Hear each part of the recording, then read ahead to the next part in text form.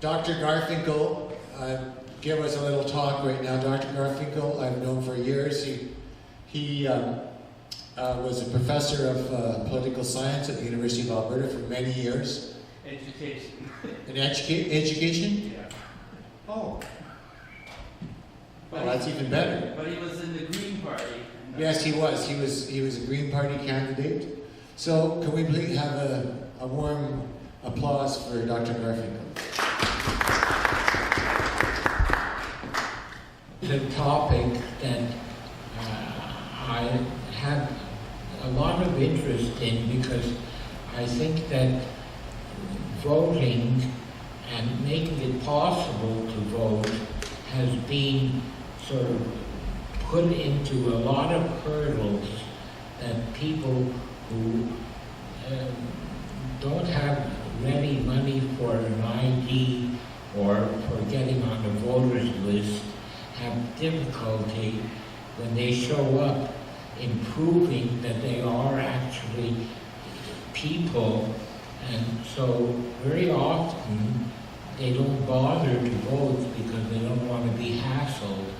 And for that reason, we have to sort of convince people that at three levels, at the municipal level, the provincial level, and the federal level, they could make a difference if they were to elect somebody who would actually do something rather than just occupy a place in the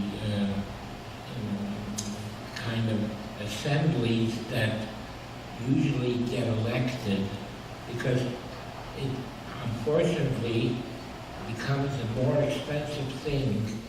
You have to find some way of publicity, and it would cost you more than $50 to get even one pamphlet circulated in whatever ward or whatever district you happen to run.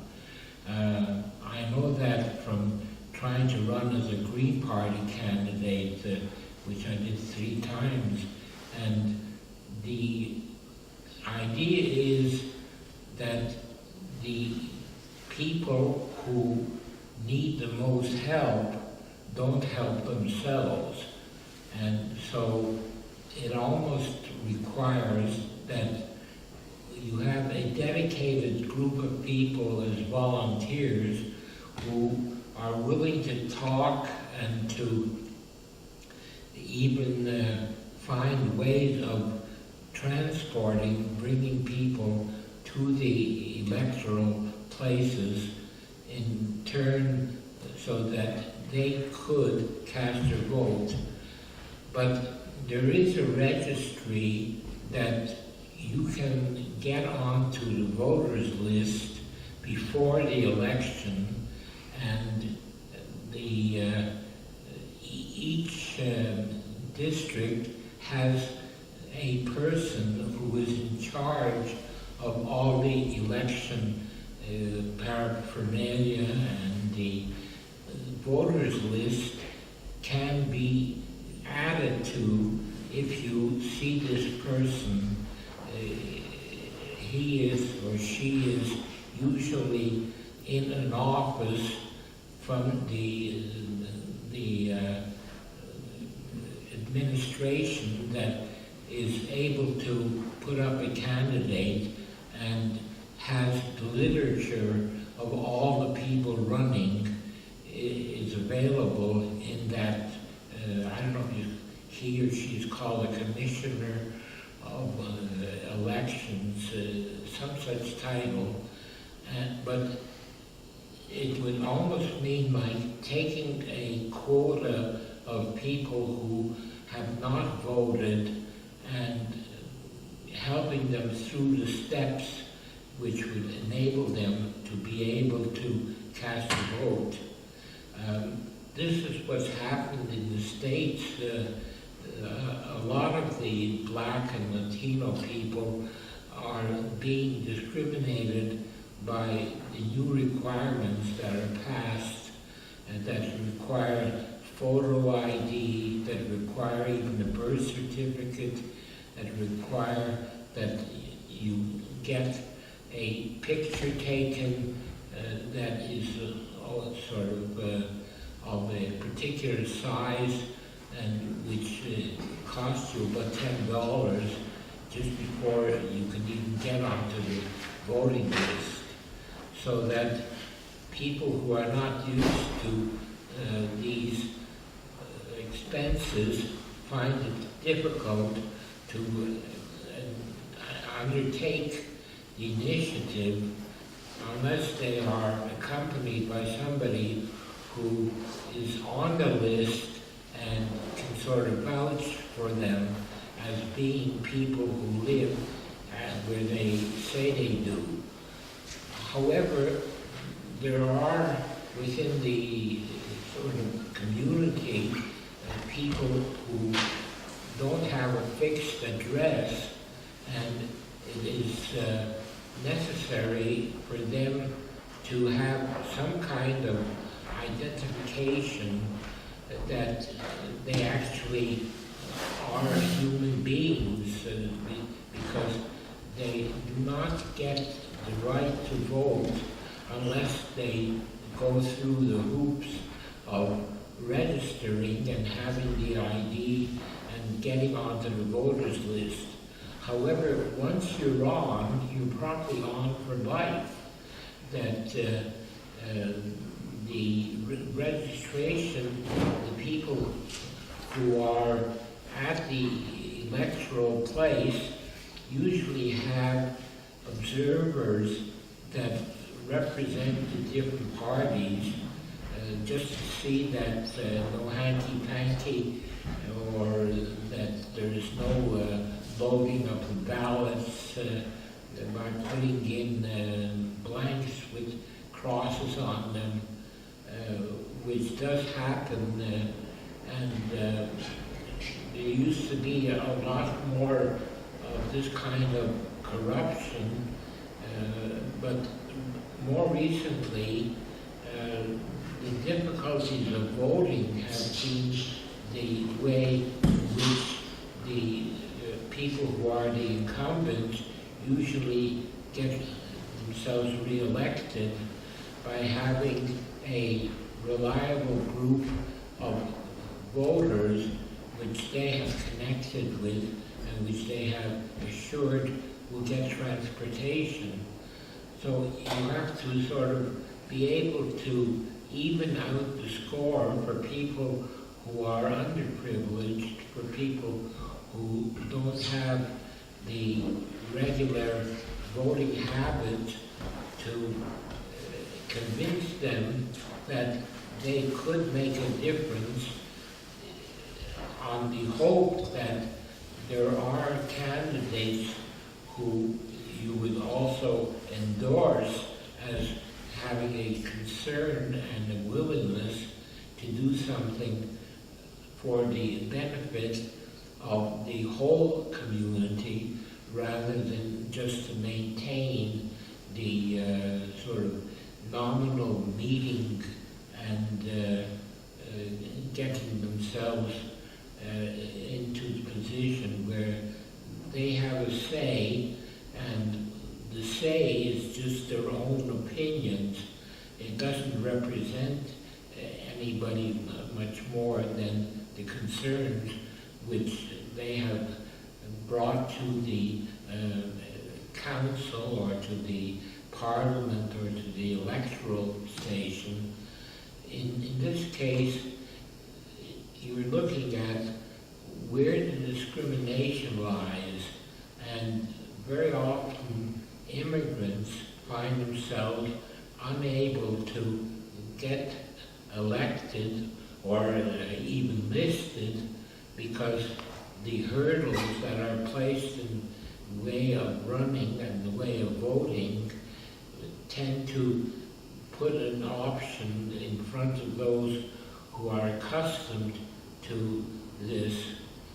Now, in Australia, they have moved to the point where if you don't vote, you are fined, so that the incentive is that you have to it costs you less to vote than to be fined. And there is some talk of getting this kind of requirement here, that another alternative is that there is in some of the countries in Europe, you get a deduction on your income tax if you have voted regularly. And it is possible that some kind of return or some kind of incentive might induce people to consider their own interest and to turn out to vote. However, when you look at the whole thing, very little actually does get done, whether you vote or not. So it's a very hard thing to convince people that they're going to make a difference. And the number of people voting is very often not even what's called a plurality, let alone majority. And one of the things that the fair vote people are trying to get is that there should be proportional representation, and that this would mean that you have the possibility of the votes that you cast being added together. Another form of this is to indicate first, second, and third choice, and then the addition, there is not a 50% nobody gets 50%, then you add the second choices and often even the third choices until somebody does get 50% or the highest above 50, it becomes the elected candidate. The fair vote attempts to get changes in the electoral system may work at the municipal level because the difficulties of the provincial and the federal level are very often two great hurdles for unlisted people to overcome.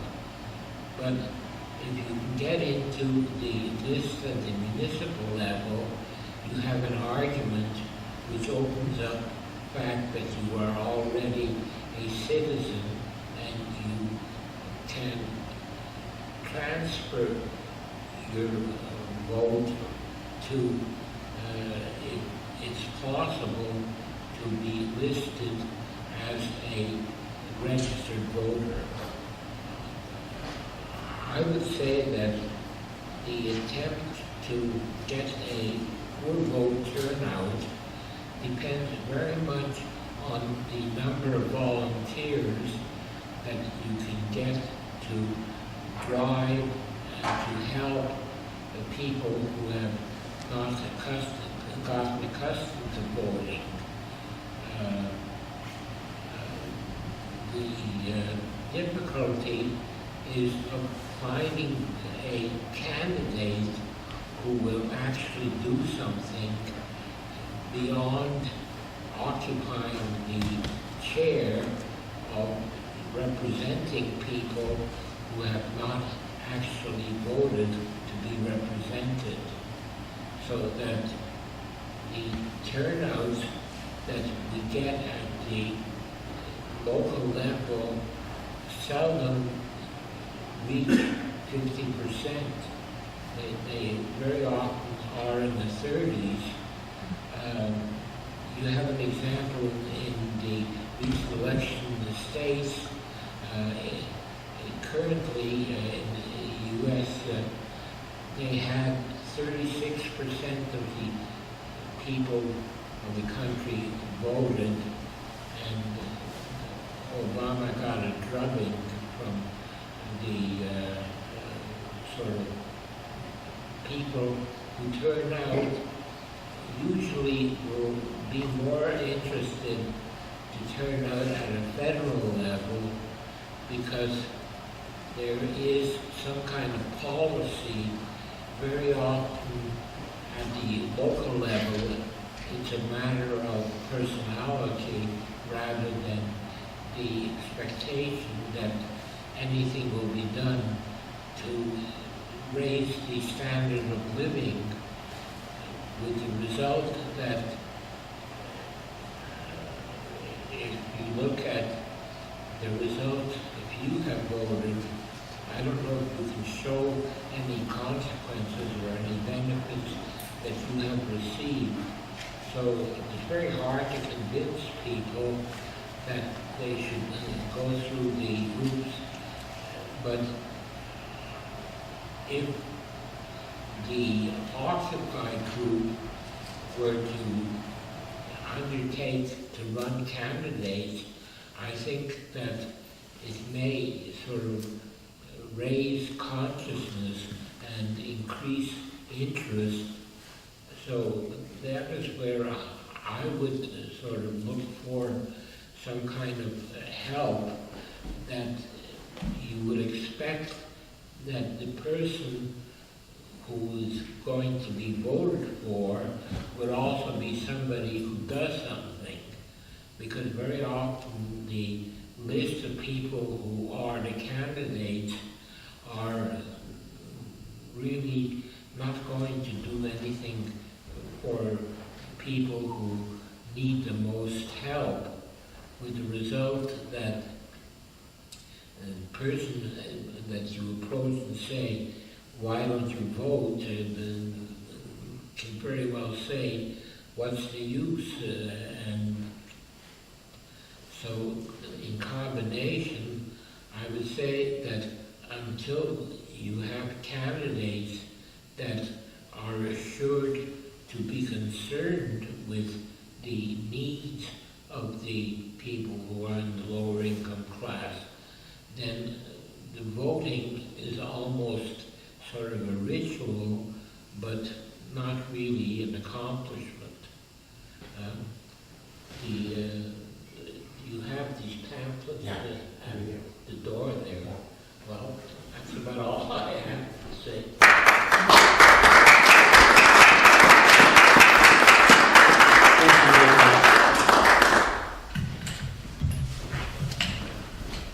Thank you very much, everybody. And well, I guess that'll be it for the talk today. And if anybody wants to just discuss these things amongst themselves, please do. I know Dr. Garfinkle brought up some interesting points about enlightening the electorate, or what would you call it, about political education. And the one I liked too was the idea about having Occupy run candidates. You kept the punters interested. Thank you very much, everyone.